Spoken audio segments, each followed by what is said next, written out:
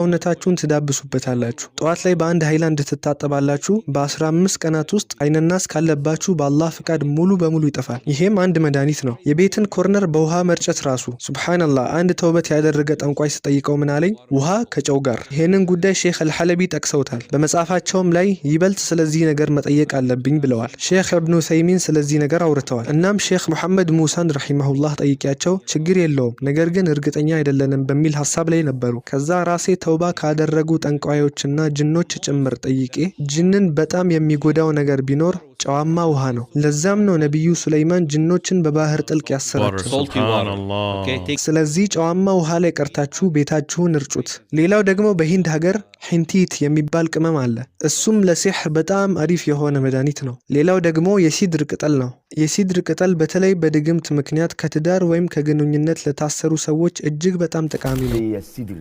الحبة السوداء الهلتيت الملح فدا بيكره الجن بطريقة ما عادية. ኢማም ኢብኑል ቀይም ረሂመሁላህ አንዴ መካ ያሉ በጣም ታመሙ። ከዛ ዘምዘም ውሃ ላይ ፋቲሃ ቀርተው በዛ ነው የተሻላቸው። ከዚህ በላይ ምን አለ? ቁርአን አለን። የነብዩ ሰለላሁ ዐለይሂ ወሰለም ሱና አለን። ለምሳሌ ጥቁር አዝሙድ ከሞት በስተቀር ለሁሉም ነገር መድኃኒት የሆነ ነገር ነው። ሌላም ነብዩ ሰለላሁ ዐለይሂ ወሰለም እንዳሉት ፈውስ በሶስት ነገሮች ውስጥ አለ። ማር በመጠጣት በሂጃማ እና በእሳት መተኮስ። ነገር ግን ሶስተኛውን እኔ ኡመቴን ከለክላለሁ ብለዋል። ለልጆቻችሁ ጠዋት ምን ታደርጋላችሁ መሰላችሁ? አንድ የሚረጭ ዕቃ ውስጥ የተቀራበት ውሃ አድርጉና ከቤት ከመውጣታቸው በፊት ልክ እየተጫወታችሁ ይመስል ፊታቸው ላይ ርጩትና በእጃችሁ አብሱት። በአላህ ፍቃድ ይጠበቃል። ወይም እጃችሁን በላያቸው ላይ አድርጋችሁ ይህን ዱዓ ትላላችሁ። ወዒዙኩማ ቢከሊማቲላሂ ታማ ሚን ኩል ሸይጣኒን ወሃማ ወሚን ኩል ዐይኒን ላማ።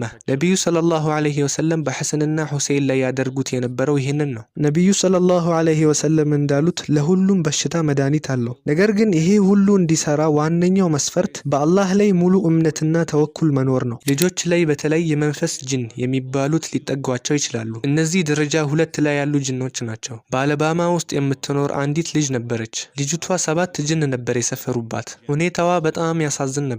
ማታ ራቁቷን የተነሳች ትዞር ነበር። ወላጆቿ በቪዲዮ ይቀዷት ነበር። ልጅቷ ከማይታዩ ፍጥረታት ጋር ታወራለች ምናምን። በቃ ወላጆቿ ግራ ገባቸው። ከዛ ከመዲና የተመረቀ አንድ ወንድም ይሄዳል። አከምካት፣ እኛ ሁላችንም ወደ እስልምና እንገባለን አሉ። እናም ወደ አመት ወሰደበት። እናም ልጅቷ ተሻላት። አልሐምዱሊላህ ሙሉ ቤተሰብ ወደ እስላም ተመለሱ። ስለዚህ ጅኖች ደረጃ አላቸው። አዋሚር፣ ከዛ ቀሪን፣ ከዛ ሸያጢን፣ ከዛ ዒፍሪት፣ ከዛ ማሪድ። ማሪዶች በጣም መጥፎቹ ናቸው። ማሪድ ማለት የጅን ጠንቋዮች ናቸው። የሚያደርሱት ጉዳትም ከፍተኛ ነው። አላህ ሂዳያ የሰጠው አንድ ጠንቋይ በግል የነገረኝን ታሪክ ልንገራችሁ። አንድ ሰው ላይ አንደኛ ደረጃ የሆነ ቀለል ያለ ጅን ይልክበታል። ጅኑ ሄዶ ይመለሳል። ይህን ሰው አላገኘሁትም ይለዋል። እሱም አላገኘሁትም ማለት ምን ማለት ነው? እኔ እኮ እዚህ ያየሁት ነው ይለዋል። የሆነ የሚጠቀሙት ትንሽ ኳስ ነገር አላቸው። ሰውየውን ባለበት ሆነው ማየት ይችላሉ። ጅኖቹ ያሳዩታል። አጠቃቀሙን ከቻሉበት መጠቀም ይችላሉ። በዚሁ አጋጣሚ ለልጆች የምመክረው ነገር ቢኖር የዲዝኒ ፊልሞችን አትዩ። ምክንያቱም አብዛኛውን የዲዝኒ ፊልሞች የተጻፈው በባለሙያ ሳሒር ነው። ካላመናችሁኝ አንድ ምሳሌ ልንገራችሁ። የሲንድሬላን ፊልም ሁላችንም እናውቃለን። ያቺ ጠንቋይ አሩጊት በእጇ ያዘችው እንጨት አለ አይደል? የሆነ የተናገረችው ነገር አለ።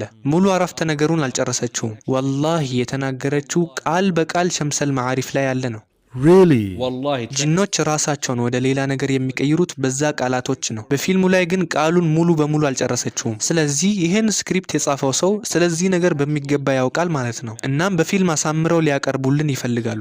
ለዛ ነው ራሳቸውን ወደ ሌላ ነገር የሚቀይሩ ጅኖች ወደ ነበሩበት ለመመለስ የሚያስችላቸውን መተት ካላወቁ በዚያው በተቀየሩበት ቅርጽ ነው የሚቀሩት። ለምሳሌ አንድ ጅን ወደ እባብነት ተቀይሮ ተመልሶ ወደ ራሱ መልክ የሚመጣበትን መተት ካላወቀ እባብ እንደሆነ ነው የሚቀረው። ነብዩ ሰለላሁ ዐለይሂ ወሰለም እንዲህ ብለዋል፣ በቤታችሁ ውስጥ እባብ ካያችሁ በአላህ ስም 3 ጊዜ እንዲወጣ ተናገሩት። ከወጣ ያ እባብ ጅን ነው። እኔ ራሴ በአይኔ ይህን አድርጌ አይቻለሁ። እባቡ ቀጥ ብሎ ወጣ። እሺ ካልወጣስ? ያኔ መግደል ትችላላችሁ። ጅን ቢሆን እንኳ መግደል በምትችሉበት አካላዊ ቅርጽ ላይ ነው ያለው። አለበለዚያ ግን ጅን ከሆነ ሳይነካችሁ እንኳን ሊገድላችሁ ይችላል። በሰሒህ ሙስሊም የተዘገበ አንድ ታሪክ አለ። አንድ ጊዜ አቡ ሰዒድ የሚባል ሰው አቡ ሰዒድ አልኹድሪይን ለመጠየቅ ወደ ቤታቸው ይሄዳል። ከዛ ቤቱ ሲደርስ አቡ ሰዒድ አልኹድሪ እየሰገደ ነበር። እስኪጨርስ ቁጭ ብሎ መጠበቅ ጀመረ። ቁጭ ብሎ እየጠበቀ ባለበት ሰዓት በቤቱ ጥግ በነበሩ እንጨቶች መካከል ድምጽ ይሰማል። ዞር ብሎ ሲያይ ትልቅ እባብ ያያል። ሊገድለው ዘሎ ተነሳ። ከዛ አቡ ሰዒድ አልኹድሪ እየሰገደ ነበረ። በእጃቸው እንዲቀመጥ አዘዙት። ከዛ ተመልሶ ተቀመጠ። ከዛም አቡ ሰዒድ አልኹድሪ ሰግዶ ሲጨርስ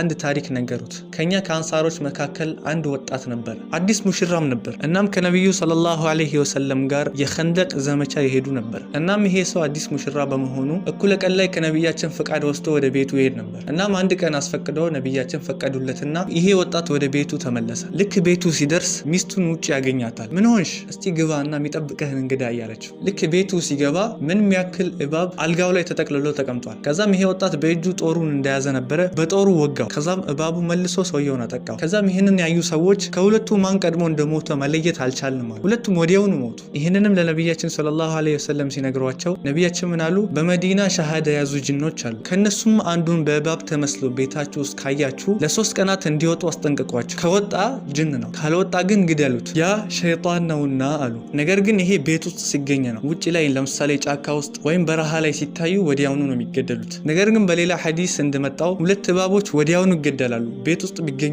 እነሱም አልአብተር እና ዙጡፍየተይን ይባላሉ። ምክንያቱም እነዚህ በጣም ጎጂ የሆኑ እባቦች ናቸው። ነብያችን ሰለላሁ ዐለይሂ ወሰለም እንዳሉት እነዚህ አይን ያጠፋሉ፣ የነፍሰ ጡር ሴትም ጽንስ እንዲወርድ ምክንያት ይሆናሉ። አላህ ከሁሉም ክፋት ይጠብቅ። ከዛ ጠንቋዩ ከፍ ያለውን ሸይጣን ይልካል። እሱ ደግሞ ሄዶ ይመጣና አዎ እዚያ ተቀምጦ አይቼዋለሁ፣ ግን ዙሪያውን ጥበቃ ስላለው ልነካው አልችልም ይላል። የመጀመሪያው ያላየው የሰውየው አስካር ከጅኑ ኃይል በላይ ስለሆነ ነው። ሁለተኛው ደግሞ አየው፣ ግን ጥበቃውን ሰብሮ መግባት አልቻለም። ከዚያ ማሪድ ወይም ዒፍሪት የተባለውን ኃይለኛ ጅን ይልካል። እነሱም ሄደው ይሞክራሉ። እናም ጠንቋዩ ምን ይላል? ዚክር የሚያበዙ ሰዎች በተለይ ላኢላሃ ኢለላህ ወህደሁ ላ ሸሪከ ለህ ለሁል ሙልኩ ወለሁል ሐምዱ ወሁወ ዐላ ኩሊ ሸይኢን ቀዲር 100 ጊዜ ጧትና ማታ በለው።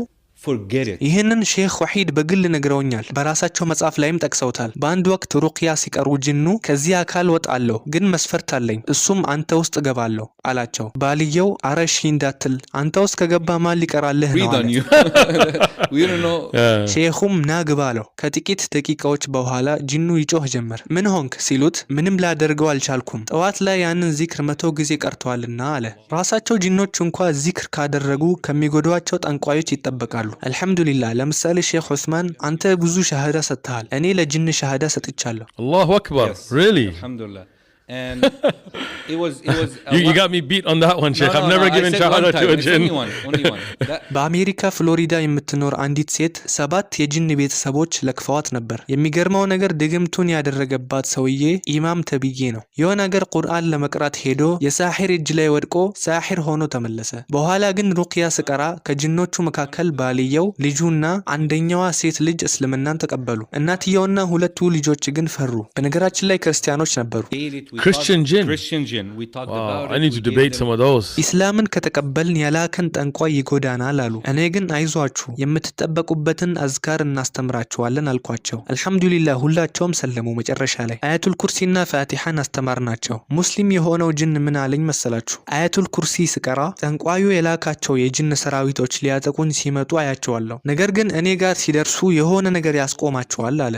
ሱብሃንአላህ። እናም እንደ አዲስ ሙስሊም አያቱል ኩርሲ ምን እንደሆነ አልገባውም ነበር። ነገር ግን ይህንን በራሱ ሲመለከት አሁን አምኛለሁ አለ። አሁን ያ የጅን ቤተሰብ ጠንቋዩ እንዳያገኛቸው ወደ መዲና ተሰደው እዛ እየኖሩ ነው። ስለዚህ ዋናው ነጥብ አዝካሮቻችሁንና ቁርአንን አጥብቃችሁ ያዙ። ቁርአን በውስጡ ብርሃንና መሪነት ብቻ ሳይሆን ፈውስም ጭምር ነው ያለው። በተጨማሪ ሰላታችሁ ላይ በጣም በርቱ። እህቶቻችን ደግሞ ሒጃባችሁ ትልቅ ቦታ ሊሰጠው የሚገባ ነገር ነው። በቀን ውስጥ አንድ ገጽም ቢሆን ቁርአንን መቅራት በፍጹም አታቋርጡ። በተለይ ደግሞ ዲንን እውቀትን የምትማሩና የምታስተምሩ ሰዎችን በሚትይዙበት መንገድ ላይ አላህን ፍሩ። እቺ ዱንያ እኮ አላፊ ናት። ዛሬ ያላችሁ የዱንያ ጥቅማ ጥቅም ዛሬ አለ፣ ነገ የለም። ወላሂ አንድ ቀን ጥለነው እንሄዳለን። ነገር ግን የበደልነውንና የጎዳነውን እያንዳንዱን ሰው በተመለከተ እንጠየቃለን። ሌላው ደግሞ ጅን በሁለት መንገድ ነው ሰውን የሚይዘው። ከውጪ ሆኖ ወይም ከውስጥ ሆኖ። ጂን ወደ ሰውነት ውስጥ የሚገባው በጣም የማይከሰት ነገር ሲሆን በአራት ሁኔታዎች ውስጥ ነው ሊገባ የሚችለው። ከፍተኛ ፍርሃት፣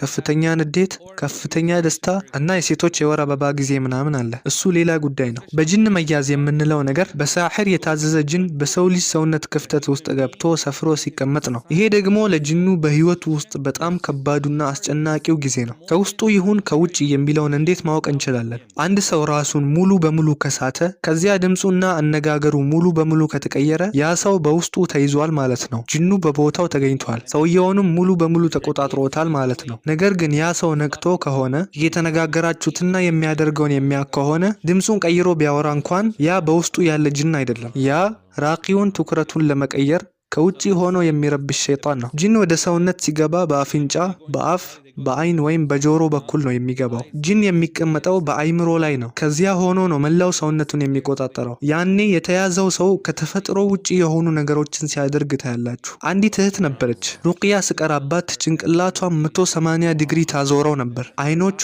ወላሂ በአላህ ምላለው ወጥተው ሊወድቁ ምንም አይቀራቸውም። It's beyond scary. እሷ መሬት ላይ ተቀምጣ እኔ ሶፋ ላይ ሆኜ ሳነብባት ወደ ላይ ተንሳፋ እኔ ካለሁበት ከፍታ እኩል ትደርስ ነበር። In front of you, with your own eyes. በጣም ቀጭን ከመሆኗ የተነሳ ብትነካት የምትሰበር ነው የምትመስለው። ነገር ግን በዛ ሁኔታ ስትሆን 7 ሰዎች እንኳን አይችሏትም። ይሄ ከሰው አቅም በላይ ነው። በጂን የማያምን አንድ ሼክ መጥቶ ነበር። ከጽንፈኞቹ አንዱ ነበር። ና አልኩት። እኔ እዛ ቁጭ ብዬ ሻይን እየጠጣው እሱ ማንበብ ጀመረ። እጁን የባሏ እጅ ላይ አድርጎ ነበር። ወደ ላይ መንሳፈፍ ጀመረች። እሱ መንቀጥቀጥ ጀመረ። ከዛ እኔን ዞሮ ያየኛል። እኔ ፈታ ብዬ ሻይን እየጠጣው ነው። አሁን አምኛለሁ፣ ግን ድጋሚ ሩቅያ ላይ አልገኝም ብሎ ነገረኝ። Scary stuff, man. It is. በመጨረሻም ሼክ አማር ለራቂዎችና እንዲሁም ደግሞ ሩቅያ ፈልገው ለሚሄዱ ሰዎች አንዳንድ ምክርን ሰጥተዋል። ምክራቸውን ሰምተን እንጨርሳለን። በዋነኝነት በዚህ ዘርፍ ላይ ለምትሰሩ ሰዎች ወይም ይህን ዘርፍ መማር ለምትፈልጉ ሰዎች መጀመሪያ ቅንነት ይኑራችሁ። በዛ ላይ ያገኛችሁትን አጅር በወንጀልና በስህተት አታጥፉት። እቺ ዱንያ እንድታታለላችሁ አትፍቀዱ። ሰውን እያከምኩ ነው ብላችሁ የበላይነት ስሜት ራሳችሁ ላይ እንዳይመጣ ነገሩን ለአላህ ብላችሁ አድርጉ። እናም በደንብ ተማሩ። ቁርአንንና ሱናን ተማሩ። አልሐምዱሊላህ በእነዚህ ውስጥ ሁሉም ነገር አለ። ዲናችን አንድም ነገር አላስቀርም። እናም ትዕግስተኛ ሁኑ፣ ነገሮችንም በሚገባ ፈጽሙ። ነቢዩ ሰለላሁ ዐለይሂ ወሰለም የህክምና እውቀት ሳይኖረው ሰውን የሚያክም ተጠያቂ ነው ብለዋል። ሰዎችን በኤሌክትሪክ ሾክ አታርጉ። ሰው እስኪሞት ድረስ አትደብድቡ። ሰውን አትነቁ። ወደ ሰው የምትጠጉት በጣም ስትቸገሩና አማራጭ ስታጡ ብቻ ይሁን። ያኔም ቢሆን ግን ሼክ እንትና ካልደረሰልኝ አለቀልኝ ብላችሁ አታስቡ። እኛ ሁል ጊዜ የሚያስፈልገን ቁርአንና ሱና ብቻ ነው። ስለዚህ ማንም ሰው በእናንተ እንዲጠቀምባችሁ እድል አትስጡ። ዙሪያችሁን እዩ፣ ጠይቁ፣ የሰዎችን ዲን መርምሩ፣ ምን እንደሚሰሩና እንዴት እንደሚኖሩ ተመልከቱ። አልሐምዱሊላህ አላህ ማስተዋልን ሰጥቶናል። እውነትን ከሐሰት መለየት እንችላለን። ነገር ግን በሽታዎችንና ምልክቶችን ለይቶ ለማወቅ የግድ ያንን እውቀት ያገኘ የተወሰነ ሰው መሆንን ይጠይቃል። ለምሳሌ እኔ ሳይኮሎጂ አጥንቻለሁ። ለምን ጊዜህን አጠፋህ ልትሉኝ ትችላላችሁ። ግን በፍጹም የጊዜ ማባከን አልነበረም። ወደዚህ ዘርፍ የምትገቡ ከሆነ አዎ ግድ ነው። ሳይኮሎጂን በሚገባ ማወቅ አለባችሁ። የአይምሮ ህመም፣ የውጭ መንፈስ ወይም የሲህር ጥቃት እንዴት እንደሚለያዩ መለየት የሚችሉት ያኔ ነው። ስለዚህ በዚህ ነገር ላይ በጣም ተጠንቀቁ። ያም ሆነ ይህ አልሐምዱሊላህ በእጃችን ላይ የአላህ ኪታብ አለ። እሱ ደግሞ ብርሃንና ለሁሉም ነገር ፈውስ ነው። በሰማነው የምንጠቀም ሰዎች አላህ ያድርገን። አላህ ከሁሉም ክፋትና በሽታዎች ይጠብቀን። አላህ ከሲህር፣ ከአይንናስ፣ ከሁሉም ነገር ከሁሉም ክፋት አላህ ይጠብቀን። እንግዲህ በእነዚህ 3 ቪዲዮዎች በጣም እንደተማራችሁበት ተስፋ አረጋለሁ። ቢያንስ አንድ አዲስ ነገር እንደወሰዳችሁ ሙሉ በሙሉ እርግጠኛ ነኝ። እናም ሰብስክራይብ ያላርጋችሁ ሰብስክራይብ አርጉ። ያስር ሰይፈዲን ከእናንተ ጋር ነበረ። በቀጣዩ ቪዲዮ እስክንገናኝ ድረስ ፊ አማኒላህ